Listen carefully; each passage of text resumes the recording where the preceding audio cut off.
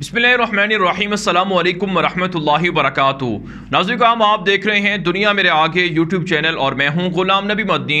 आज 13 जून 2021 है और आज दिन है इतवार का। नाज़रीन, इस वीडियो के अंदर तुर्की से मुताल्लिक़ कुछ नई ख़बरें हैं वो आपके सामने रखेंगे। आप जानते हैं नाज़रीन, तुर्की इस वक्त यूरोप की नज़रों में खटक रहा है।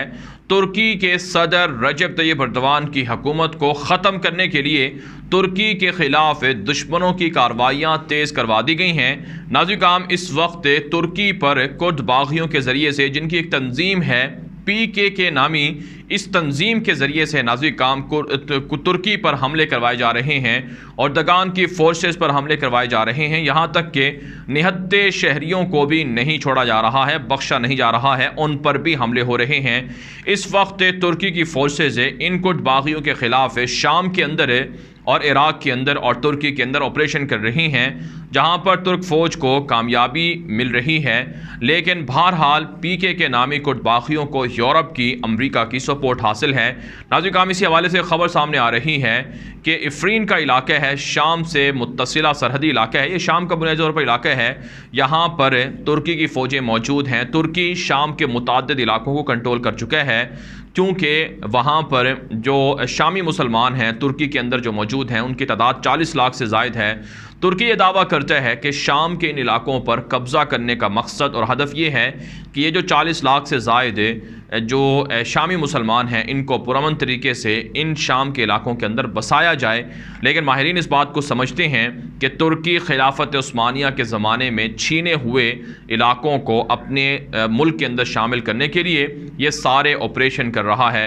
बहरहाल नाज़रीन, इफ़रीन का इलाका है जहाँ पर कुर्द बाग़ियों ने हमला किया है, जिसके नतीजे में 15 से ज़ायद शहरी शहीद हुए हैं, जबकि 30 से ज़ायद लोग ज़ख्मी बताए जाते हैं। नाज़रीन, तुर्की की जानिब से, तुर्की के अथॉरिटी की जानिब से इस वाक़े की शदीद मज़म्मत की गई है कि निहत्ते शहरियों को टारगेट करना ये कुर्द बाग़ियों की आदत बन चुकी है और निहत्ते लोगों पर हमले दरअसल अमरीका और यूरोप की हिमायत पर कुर्द बाग़ियों के ज़रिए से करवाए जा रहे हैं।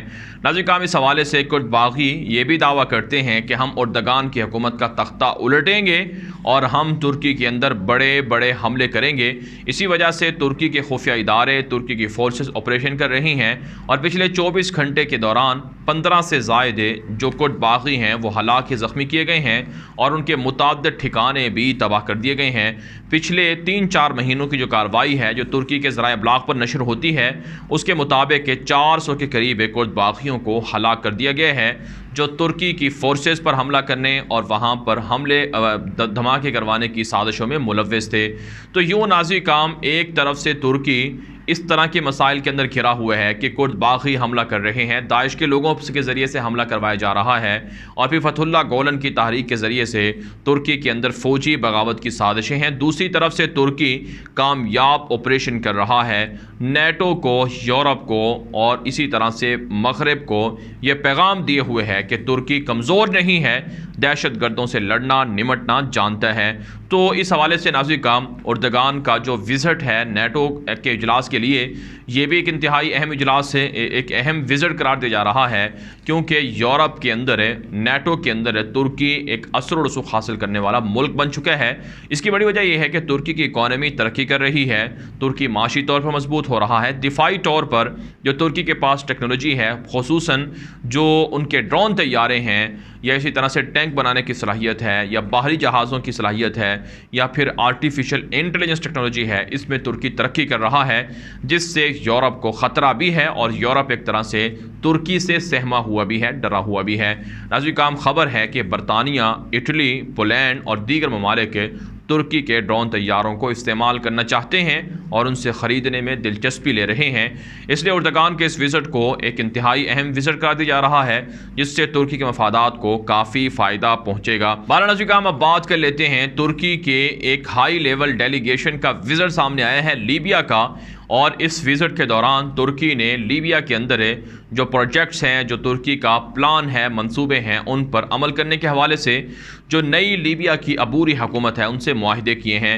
आप जानते हैं नाज़रीन काम, लीबिया के अंदर मामर कज़्ज़ाफ़ी के जाने के बाद, उनके इक़्तिदार के ख़त्म करने के बाद वहाँ पर खाना जंगी है, हालात बेहतर नहीं हैं। अफ्रीका का ये इस्लामी अरब मुल्क था जहाँ पर पेट्रोल का वाफर मकदार में ज़ख़ीरा है और दुनिया का बेहतरीन पेट्रोल लीबिया के अंदर पाया जाता है, लेकिन इसके बावजूद फ़्रांस की जानिब से, यूरोप की जानिब से, अमरीका की जानिब से, यहाँ तक कि रूस की जानिब से बगावत खड़ी कर दी गई। जो जंगजू हैं, मलेशिया हैं, उनकी मदद की गई।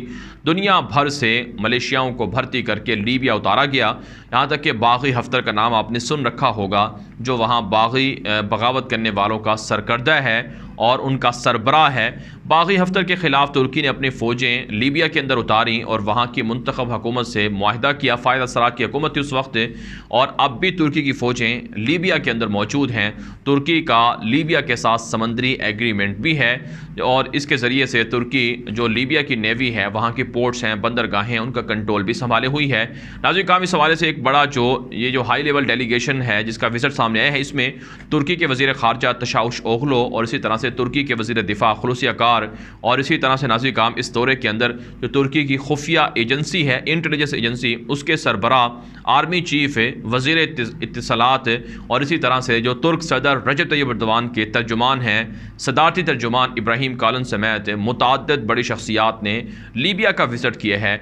इतनी बड़ी शख्सियात का हाई लेवल डेलीगेशन का लीबिया का दौरा ये बहुत माना खेज़ है। यही वजह नाज़रीन काम, तुर्की के ज़राए ब्लाग पर ये बात और ये रिपोर्टें नशर हो रही हैं कि लीबिया के अंदर तुर्की मज़ीद असर और रसूख हासिल कर रहा है और मज़ीद लीबिया की हुकूमत तुर्की पर एतमाद करते हुए उन्हें मज़ीद कॉन्ट्रैक्ट्स दे रही है, मुआहिदे कर रही है, जिससे यूरोप को, अमरीका को और उनके इत्तेहादियों को बड़ी तशवीश है। आप जानते हैं नाज़रीन काम, तुर्की इस वक्त दुनिया के 10 से 12 बड़े ममालिक हैं जहाँ पर फ़ौजें रखे हुए हैं, फ़ौजी अड्डे बनाए हुए हैं और रफ्ता रफ्ता अफ्रीका के बेशतर ममालिक के अंदर तुर्की की फ़ौजें बढ़ रही हैं। तुर्की के हथियारों की ख़रीदारी में इजाफ़ा हो रहा है। तो दुनिया भर के अंदर जो तुर्की की जो ये एक तरह से इन्फ्लुएंस है या एक तरह से असर रसूख है, इससे यूरोप को ख़तरा है कि कहीं उर्दगान खिलाफत उस्मानिया को दोबारा ज़िंदा ना कर दें। यकीनन नाज़रीन काम, उर्दगान खिलाफत उस्मानिया ही को ज़िंदा करने की ये एक नई मुहिम शुरू किए हुए हैं, जिसके ज़रिए से मुख्तलिफ़ मुल्कों के अंदर फ़ौजों का उतारना है, उनको हथियार फराहम करना है, उनके साथ मुआहिदे करना है।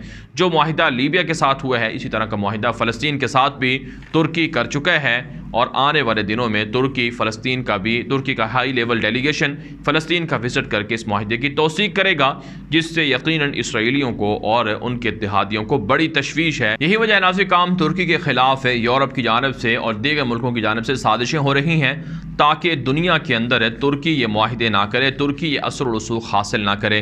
पर नाज़रीन काम, तुर्की के सदर रजब तैयब एर्दोगान कह चुके हैं कि हम जहाँ चाहेंगे और जहाँ देखेंगे कि हमारी ज़रूरत है वहाँ अपनी फ़ौजें उतार सकते हैं और जो मुल्क हमसे रब्ता करके मदद चाहेगा हम उसे मदद भी फराहम करेंगे।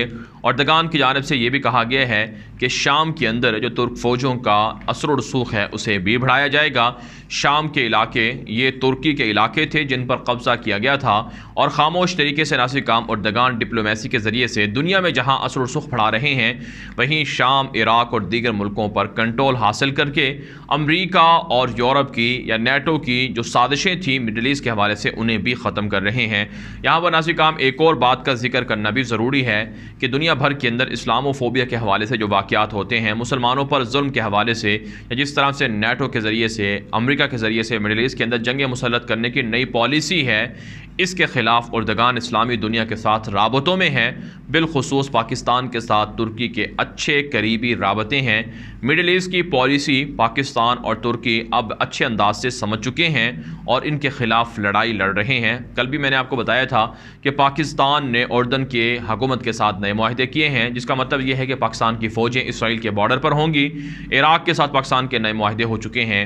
ये सारी चीज़ें ख़ित्ते के अंदर पाकिस्तान की और तुर्की तुर्की और दीगर इस्लामी दुनिया के बाहमी ताल्लुकात की अलामत हैं। आप जानते हैं मिस्र के साथ भी पाकिस्तान नए मुआहदे कर चुका है, मिस्र के साथ जंगी मशक़ें भी होती रही हैं और तुर्की और मिस्र के ताल्लुकात भी बहाल हो रहे हैं।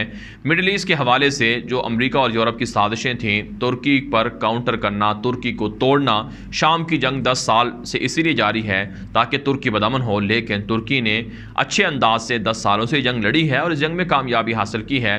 अब नाज़रीन काम खबरें ये भी हैं कि यमन की जंग भी ख़त्म हो रही है। सऊदी अरब भी एक तरह से ईरान के साथ सुलह कर रहा है और यमन की जंग ख़त्म करके एक तरह से मिडल ईस्ट के अंदर नई जो पॉलिसी अमेरिका की आ रही है उसके ख़िलाफ़ मुतहर्रिक हो चुका है।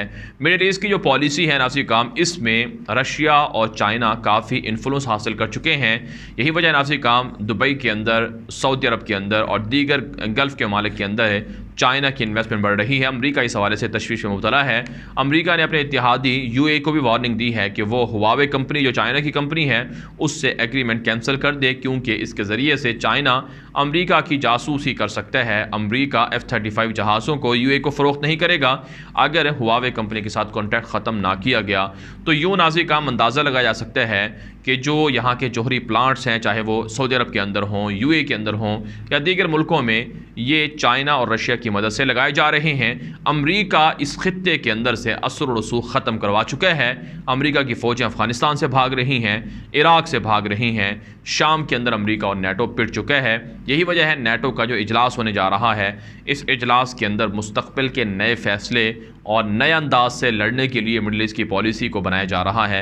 लेकिन मुसलमानों का इत्तेहाद बहरहाल ज़रूरी है ताकि दुश्मनों की साजिशों से निपटा जा सके। इस वीडियो के हवाले से नाज़रीन काम आपकी क्या राय है, अपनी राय कमेंट के जरिए से ज़रूर हम तक पहुँचाएँ। मज़ीद खबरों के लिए आप हमारे ट्विटर अकाउंट गुलाम नबी मदनी को लाजमी फॉलो कर लें, जहाँ पर लम्हा बलम्हा वीडियोज़, तस्वीर, दुनिया भर के हालात आप देख सकते हैं। आज के लिए इतना ही, इजाज़त दीजिए। अल्लाह हाफ़िज़।